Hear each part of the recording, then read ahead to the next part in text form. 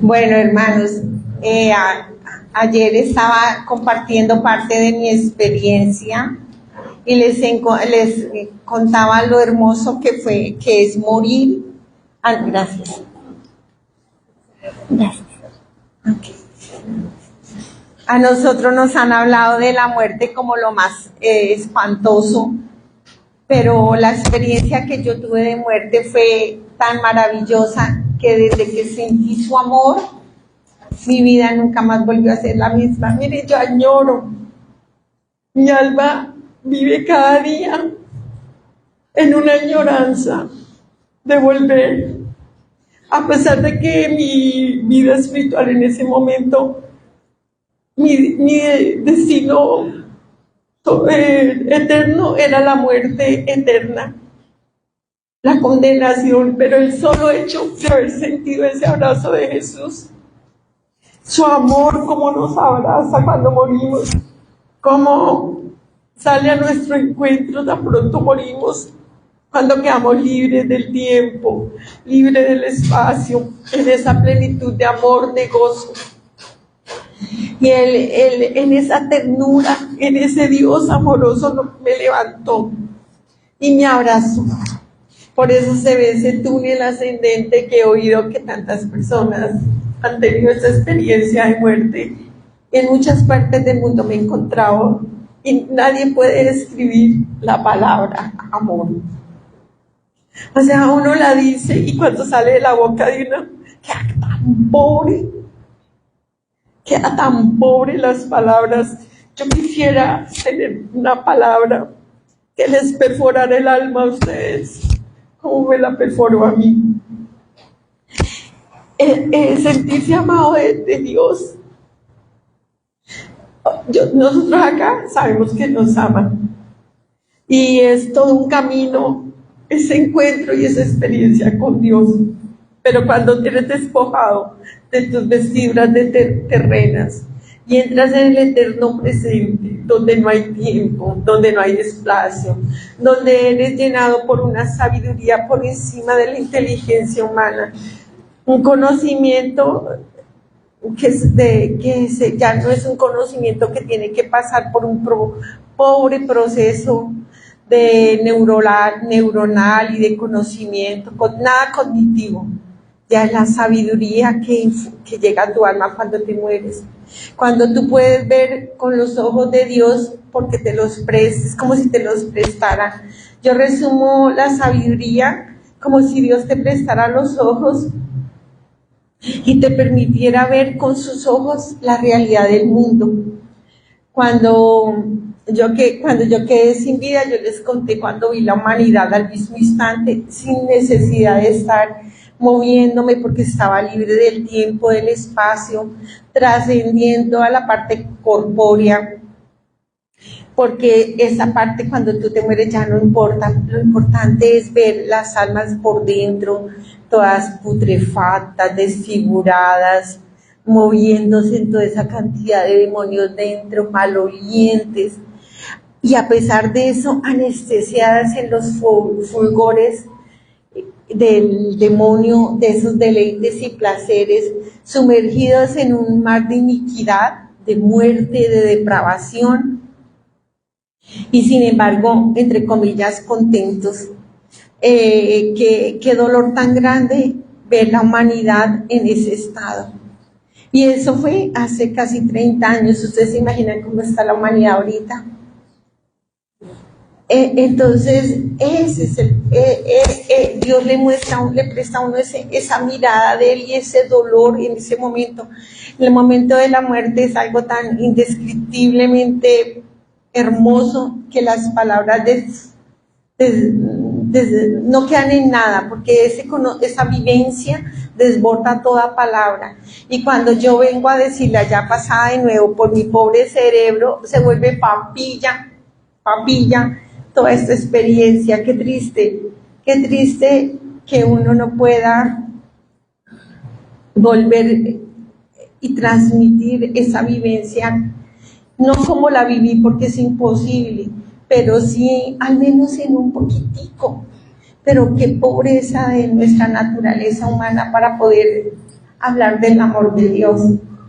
Cuando yo vi a la humanidad, yo les decía que vi la iglesia encima de ese mar de iniquidad, y la iglesia no la conformaban ladrillos como era mi criterio, sino la conformaban la palabra viva, que yo les hablaba que la palabra es viva, la palabra de Dios es viva, es presente, somos nosotros los corruptibles que nos venimos a la incorruptibilidad de la palabra de Dios. Somos nosotros los que vivimos en un tiempo muy movido por Lucifer, y sin embargo los llamados a vivificar la palabra de Dios en nuestras vidas. Y yo les decía ayer precisamente que cuando vamos a la Santa Eucaristía no es un pasado de una palabra que ya dicen que no es verdad y dicen que es mentira, que Dios no multiplicó que Jesús no multiplicó los panes. Y yo les decía que es tan grande esa mentira que yo misma, siendo pecadora, vi la multiplicación de 330 hamburguesas que alcanzaron para 600 personas cuando habíamos comprado solo 300. Cuando me fui y me postré detrás del camión de hamburguesas, cuando otra cantidad de niños, me puse a llorar y dije: Señor, un día multiplicaste los panes. Yo te imploro que no me dejes estos niños sin comerse las hamburguesas. Y alcanzó no solo para ellos, sino para las papás y hasta para nosotros. Porque la palabra es viva, no la miremos como algo, es un grave pecado que usted minimice. La palabra de Dios es viva, somos nosotros la palabra sigue siendo la palabra de Dios, la palabra. Usted es el que se queda por fuera. Ahora usted no se quede usted por fuera de la palabra, no se quede fuera de la palabra, porque la palabra es para usted, es para su vida, para que lo vivifique. Yo les decía, ¿quién no es mamá? ¿Quién no es mujer cananea que va detrás de Jesús pidiéndole que le ayude a sus hijos? Su hijo que está postrado en la droga, en el alcohol, en la enfermedad del ateísmo, en la muerte, de todo lo que está cogiendo a nuestros hijos. ¿Quién no va detrás de Jesús a suplicarle como madre? ¿Quién no es leproso? Entonces no miremos. Entonces yo les contaba ayer, cuando el Señor me dejaba en esta experiencia que Él es vivo, su palabra es viva. Nosotros somos los que no apropiamos y no la hacemos propia, no le creemos, decimos creerle, y muchas veces le cree más el diablo a Jesús. Imagínense, haciendo un paréntesis, una monjita que yo conozco de clausura. Ella es una monjita muy santica y lleva 50 años de vida contemplativa, entró a sus 13. Ahorita ya tiene 70 y pico de años, pero cuando yo la conocí, llega y me cuenta, me dice: Gloria, imagínese la que me pasó. Le dije: ¿qué? Entonces me dijo: llega un muchacho, ellos tienen una reja, y dice: yo no quería entrar, pero él me obligó. Y ella no mira a nadie y le dice: ¿quién? Y le saca de un pañuelo una Santa Eucaristía consagrada. Él me obligó a entrar. Entonces ella le dice: ay, ¿usted qué hace con nuestro Señor? Porque lo tiene ahí. Y se lo cogió de la mano la monjita y se lo puso en el corazón. ¿Usted qué iba a hacer con él? Y dijo: me lo iba a llevar a una misa negra. Esta noche me lo robé porque en mi misión era llevar para la misa negra. Y vamos a sacrificar un bebé en las montañas de Bogotá. Hay muchas como cavernas y ahí se reúnen los satánicos para hacer sacrificios. Lamentablemente es algo ya muy avanzado en mi nación, igual que en la de ustedes. Entonces le dice a la monjita: entonces, ay no, ¿y ustedes qué van a hacer con él? Entonces le cuenta todas las atrocidades que iban a hacer con él. Son unas atrocidades que no me atrevo a decirlas por respeto, pero todo tipo de abominaciones sobre nuestro Señor. Entonces la monjita se pone a llorar, y entonces después el muchacho como que se despierta y dice: devuélvamela. Ella le dice: no, yo no se la voy a devolver. ¿Cómo se le ocurre que le va a prestar a nuestro Señor para que ustedes hagan todo eso? Entonces le dice, no, es que si llego sin ella, a mí me van a matar, me van a despedazar. Con ellos no se juega, uno cuando se consagra con ellos, uno cumple, o lo destrozan a pedacitos. Y entonces ella le dice, no, pero como ya se hacen santas hostias, dice, me van a matar, hermana. Entonces dice, hagamos esto, para que no lo maten, yo traigo una de las hostias sin consagrar y se la paso. Y él se queda mirándola así y le pega un grito, ¿usted tan vieja? Y diciendo que sirve a Dios y no sabe diferenciar entre una hostia consagrada y una no consagrada. Y le contesta él, nosotros sí. Y entonces, bueno, para resumir un poco la historia, la hermanita le dice, váyase, mi hijo, yo no se la voy a entregar, así me maten, yo aquí tenía una reja que la protegía, ¿no? Yo no le voy a entregar a nuestro Señor. Si nuestro Señor lo entró aquí, es porque quiere salvar su alma, porque usted es muy importante para Él, porque quizá la historia de vida suya lo llevó por caminos de falta de amor y de maltrato y humillaciones, quién sabe qué, para que usted hubiera terminado consagrándose al diablo. Pero si esto ha sucedido, que Él mismo le entró, Él no entró para salvarse Él entró para salvarlo a usted. Y el caso es que él se va llorando, angustiado, y ella se queda con la hostia, la Santa Eucaristía. Pero ¿saben qué? No paró de llorar avergonzada, que ella, 50 años de vida consagrada y no sabe diferenciar entre una Santa Eucaristía consagrada y una no consagrada. Dice ella, qué vergüenza, y eso que habla de que mi falta de verdadero amor a nuestro Señor, porque ellos tienen un odio terriblemente tan grande que saben ver dónde está a quien tienen que odiar. En cambio, nosotros no tenemos el suficiente amor para poder saber dónde está Él, y que se ha quedado por amor, y que Él siendo Dios, por amor, está en un pedazo de pan. Y bueno, entonces volviendo a mi historia,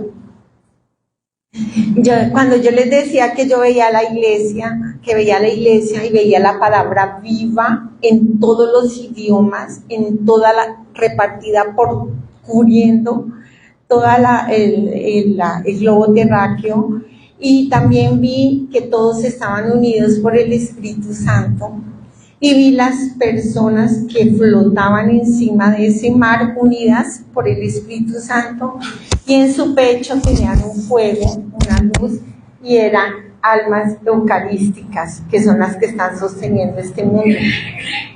Así se diga lo que se diga, y así Lucifer haga lo que sea para desvirtuar y disminuir el gran regalo de sacramento de salvación para el mundo entero, que es la iglesia. Esta es la iglesia. Yo vi 24 horas al día, de las 24 horas, cubriendo la iglesia al mundo entero. Cada Santa Eucaristía, así solo sea el sacerdote, es lo que, así no llegue un solo fiel, es lo que quema verdaderamente el poder del demonio. Y por eso el diablo, el poder del demonio viene con tanto furor contra nosotros, contra la iglesia, y a cada persona le abre un huequito para que vaya poco a poco perdiendo el amor eucarístico, que no se dé cuenta que se está muriendo y que se está resecando del amor eucarístico, porque solo en la Santa Eucaristía es donde se manifiesta la salvación para el mundo. Es el único camino, no hay otros caminos. No nos dejemos confundir, porque Lucifer es experto en confundirnos y en hacernos sentir lo bueno como malo. ¿Se acuerdan que yo les decía que si yo me convertí en una mujer feminista, realmente lo hacía por dolor con la mujer, y terminé siendo abortista? Y terminé promoviendo, y lo logré, que fue lo más triste, promoviendo que la mujer le pusiera los cuernos al marido cuando él se los ponía, y lo logré. mujeres santas, defraudadas por él, y lo logré. Y lo más grave es que yo decía, yo no robo, yo no mato, yo no le hago mal a nadie, he trabajado toda la vida por desarrollar la sociedad. ¿Y por qué? Porque el que me dominaba era Lucifer, maneja acá, la parte intelectual, la parte es emocional, toda esta parte la maneja él perfectamente, de manera que usted, a diferencia de Satanás, cuando Satanás te ataca, tú sabes, y sabes ver los rayos, los que las llamas incendiarias de Satanás, te producen odio, te alertan, te dan rabia, te preocupas, te mueven. Cuando te ataca Lucifer, tú no te das cuenta. ¿Qué fue lo que pasó conmigo? Cuando yo les contaba de hasta los 13 años, una niña que veía en la Eucaristía cómo bajaban los ángeles, cómo la Virgen María estaba, cómo bajaba el fuego de Dios, cómo a través de las estigmas del sacerdote se unía el cielo y la tierra, cómo no era el sacerdote sino Cristo. Yo jamás, hasta los 13 años que caigo en el pecado mortal, jamás vi a un sacerdote, yo siempre vi a Cristo. Yo vi la persona de Cristo en la cruz, lo vi ofreciendo, lo vi consagrando, Él era todo. Usaba la persona del sacerdote, pero Él es todo. Entonces, cuando yo muero y quedo sin vida y veo la humanidad, veo las personas eucarísticas, la esperanza del mundo, y cómo el mar y el demonio, con todo el poder que tiene por el aborto, quería sumergir a las personas que estaban por fuera del mar, hundirlas para que murieran igual. Y morir no es morir en la carne, sino yo estoy hablando de la visión de una humanidad muerta en el pecado, con un cuerpo vivo, que es la iglesia, tratando de sacar a los muertos que estaban en el fondo del mar, por la gracia de nuestro Señor Jesucristo. Yo abracé a todos, pero nadie sintió ese amor que a mí me inundaba. Yo me voy acercando a esa luz inmensa donde brotaban esos rayos de amor que caían sobre la humanidad, sobre la creación, sobre mí. Y cuando yo me estoy acercando a esa luz, yo me doy cuenta en esa sabiduría que ese es el corazón de Jesús, el corazón eucarístico en su gloria, en su gloria. Si nosotros pudiéramos contemplar la gloria que sale de la Santa Eucaristía, seríamos carbonizados, no lo aguantaríamos.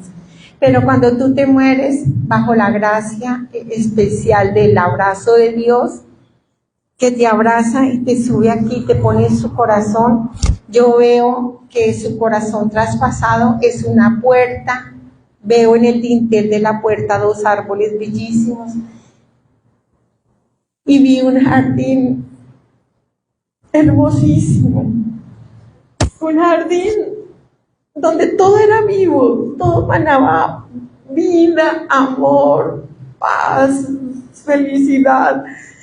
No eran solo que unas flores como flores, sino que todo, ni siquiera le puedo explicar cómo, ni siquiera le puedo volver palabras cuando yo veo este jardín. Cuando yo quería entrar a este jardín, me doy cuenta que no puedo entrar, porque ahí entra quien está en gracia de Dios, y en ese momento me deja sentir nuestro Señor el dolor de perderme. Él, en el respeto de mi libertad y por mi libre albedrío, yo decidí una eternidad sin Dios y morí en pecado mortal, a pesar de que hasta el último instante de mi existencia Él me buscaba. Y me mostró cuántos sacerdotes sucumbían en terribles pecados, batallas, sufrimientos, odiados y por el mismo mundo y por la misma iglesia a la cual les sirven, y cómo las guerras más terribles que viven los sacerdotes salen de sus mismos compañeros, de sus propias envidias, de sus propias cosas que se forman dentro de ellos mismos, porque divide y vencerás, mortifica, maltrata y vencerás, y esa es la manera como él ataca. Y Y el Señor me muestra cuántos sacerdotes, cuántas religiosas tuvieron grandes tormentos y sufrimientos por mí, cómo ellos ponían el pecho por mí, pecadora, abortista, y sin embargo la iglesia me buscaba, me cuidaba y me albergaba con su oración, me buscó, y eso es lo que más vergüenza le da al alma que muere en pecado mortal, ver cómo el cielo pelea por ti, cómo Dios te busca porque no quiere que ningún alma se pierda. Pero algo que me impresiona de Dios, el respeto a la libertad. Y cuando Él me muestra que hasta personas con cánceres ofrecieron sus dolores y sufrimientos por la conversión de los pecadores, cuando uno dice pecadores, habla en general como si fuera todo el mundo. No, para Dios cada persona es absolutamente importante, tiene nombre propio, no es una masa. Allá los humanos no. Cada persona para Dios es importantísima. Y entonces dice, la iglesia sufrió por ti, porque grande es mi amor por ti. Y ese es algo que yo digo que el peor tormento es cuando un alma es condenada. El peor tormento no son las llamas de odio que consumen a la persona y la van a volver una antorcha de odio. Ese no es el peor tormento. Para mí, perdónenme porque no soy teóloga, pero para mí el mayor tormento de la eternidad es después de haber sentido el abrazo de Dios y de haber experimentado tal cual su amor, se quede uno eternamente sin su amor. Ese es el peor tormento, más que las llamas y más que todo lo que ustedes quieran de... Para mí ese es el peor tormento. No va a haber tormento más grande, porque nuestro Señor nos abraza a todos y nos muestra cómo nos buscó. Y cuando el Señor me iba a entregar a esa boca que se abrió, ¿se acuerdan que les hablé ayer hasta iba? Cuando se abrió una boca y ya me va a entregar, sube a su presencia todas las oraciones y lágrimas de mi familia, que en ese momento se enteraban que se había muerto mi sobrino y que yo me estaba muriendo. Y cuando sube a su presencia, esa oración, y cómo sube la oración, les digo, la oración sube como llamas. Cada persona que ora por dolor, con dolor por otra, su corazón se incendia en una llamita y la Virgen María recoge en la mano derecha. Siempre une todas esas oraciones, en su mano derecha siempre recoge la de los santos, que es una oración que siempre está al 100 disponible para nosotros. Siempre están ellos en oración por nosotros, y ellos ofrecen todo lo que fue su vida terrena y todo lo que fueron sus sufrimientos y sacrificios por esa alma, porque ellos tampoco quieren que se pierda esa alma. Y en la mano izquierda nuestra Madre recoge todas las oraciones de los que están orando por esa persona. Por eso ella misma dice que muchas almas se condenan porque ya no tienen nada para mostrarle a Dios. Muchas almas se pierden, porque la oración tiene un poder que usted no se imagina, nada más que un pecador muriendo y al último instante se arrepienta. Nadie se dimensiona eso. Y hablando de religiosas, otra monjita, amiga de la Eucaristía, ella le reconstruyeron de aquí a aquí, en toda su columna, se la reconstruyeron porque nuestro Señor le pidió que le ayudara a cargar la cruz. Y ella le dijo que bueno, que si le daba la gracia, con mucho gusto. Pues la gracia se le pulverizaron todas estas, Dios le dio la gracia, porque se le volvieron nada, toda esta parte de la columna hasta acá. Y el médico no podía creer porque ya no estaba desnucado, los dolores eran impresionantes. Y la ciencia médica le hizo las vértebras en titanio y ella no puede moverse y los dolores son impresionantes. Y ella camina así. Entonces ella fue al médico y ella no se puede dar un golpe porque se muere, se le descuadra una vez y se muere, queda lo que llaman desnucada, así. Y ella se bajó del taxi con muchísimo dolor, y el taxi no la dejó al frente de este lado de su convento, sino en este lado, tenía que atravesar 2 calles. Cuando ella se baja, viene un joven corriendo a coger una buceta y no ve a la monjita y la bota lejísimos. Cuando la bota lejísimos, a Sor Josefa, entonces él se devuelve furioso, pero ya ella en ese momento tenía 70 años de vida consagrada, y la coge a patadas, y le decía, vieja estúpida, eso la insultó con todo, con un odio a la iglesia, pero le dio durísimo, y ella le decía, piedad, joven, piedad, y el muchacho le dio durísimo, y no la soltaba, y nadie la defendía. Pero en ese momento el muchacho ve que viene una buceta, una buceta que le sirve para su trabajo, y dice, por su culpa voy a llegar tarde al trabajo. Y él no se da cuenta que viene por la carrera un carro a toda velocidad, y se va y ¡pah! Lo va a coger la buceta y se va a coger en la mitad. O sea, imprudentemente no se quedó en el andén, sino a pararle así en la mitad, y pasa el otro carro y lo aplasta. La monjita, como pudo, llorando, decían, por favor, ayúdenme a levantar. Ella una vez caída no se podía levantar, y la llevaron a levantar entre varios. Dicen, llévenme, por favor, donde el joven. Y llegan del joven, y dicen, ayúdenme a arrodillar. Y el muchacho todo explotadito ahí, entonces empieza ella, joven, a ti te hablo en el nombre de Jesús. Mira que Dios te ama y por ti ha pagado un precio de sangre por ti, porque te quiere. No sé cuáles han sido tus circunstancias para tener tanta rabia, pero si te arrepientes antes de abandonar tu cuerpo, te vas a salvar. Y Dios quiere tu salvación. Y ella puso a toda la gente entre lágrimas a llorar y orando por este joven y clamándole al cielo, al Padre Dios, la salvación de esa pobre criatura. Estaba muriendo del dolor con la golpiza que le dio el joven, y sin embargo de rastras se paró para ir a la adoración del Santísimo, porque ellas tienen por horas también, aparte de tenerlas de él. Ellas son las que, gracias a Dios, todavía sostienen este mundo, todas estas adoradoras, y dicen que no sirven para nada, imagínense. Entonces cuando la monjita están en profunda oración, se le aparece el muchacho.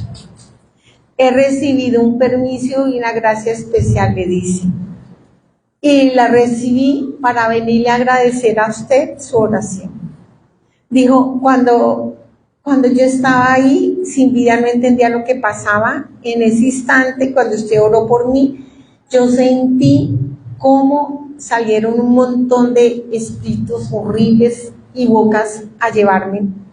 Y cuando usted se empezó a orar, usted se puso por delante de mí y yo la vi arrodillada en cruz. Eso hizo que el demonio se estrellara contra su espalda, pero yo pude, ante sus lágrimas y ante su oración y la oración de los que estaban ahí, en ese instante, antes de abandonar mi cuerpo, pedir perdón. Y le dijo, he caído en el peor sitio del purgatorio, pero tengo la esperanza que un día voy a contemplar eternamente ese abrazo, voy a estar eternamente en ese abrazo con Dios. Gracias, hermana, le dijo. Miren todo lo que es la misericordia de una oración.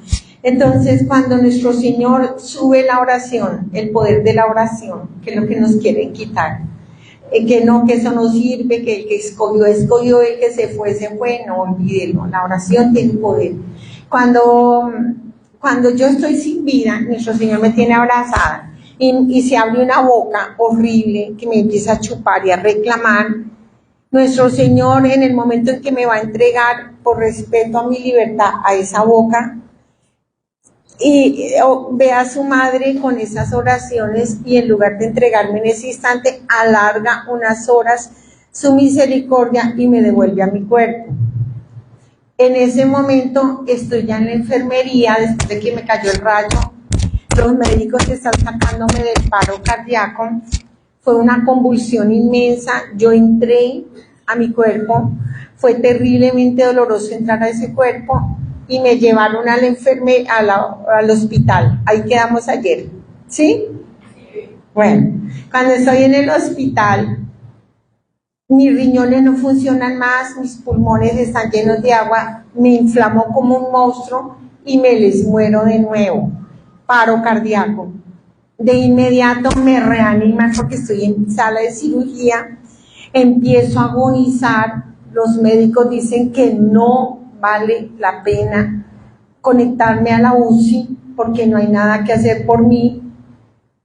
Si no se escucha el micrófono, y mi familia, que les decían la hermana médica, consigue un hospital donde me conecten. Ellos decían, es que no vale la pena, es alargarle un tormento, un cuerpo quemado por dentro y por fuera, que está colapsada totalmente, estaba muriendo. Lo que no entendían los médicos es por qué, si solo me dieron soporte vital, es decir, el aire, y sin embargo yo porque duré 3 días literalmente envenenada de los riñones, no funcionaban, todo mi organismo se envenenó por mis propias toxicidad de todo esto, y sin embargo no me moría, no era lógico. Pero esa es la parte física, pero yo cuando hago ese segundo paro cardíaco,